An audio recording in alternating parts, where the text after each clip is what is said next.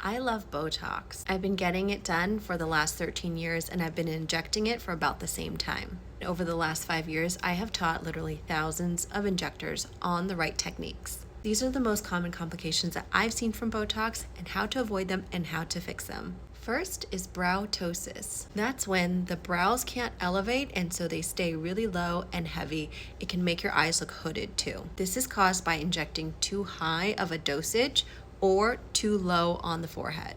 To avoid this, I recommend starting at a low dose. You can always add more if you need to, and especially if it's someone that you haven't injected before. To help counteract this heaviness, you can inject a couple units into the orbicularis oculi muscle to help do a slight brow lift, but you may need to just wait it out, and that might take 2 to 3 months for the brows to return to their normal position.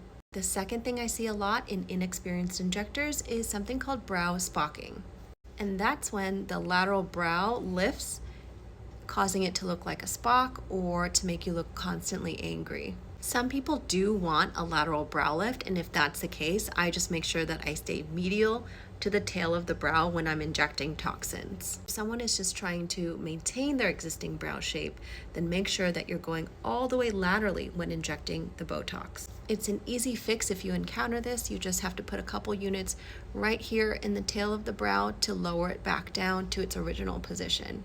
Another complication, and probably the most feared one, is eyelid ptosis. That also is caused by injecting the Botox too low, and it gets into a muscle called the levator palpebrae superioris. This muscle opens the eyelid, and so the effect is you get an eyelid ptosis, meaning that eyelid is too saggy or heavy. To avoid this, you need to make sure that you're injecting at least a centimeter above the brow.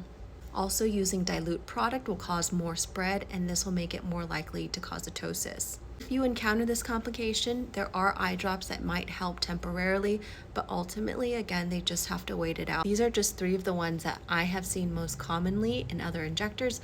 Let me know if you want me to talk about more.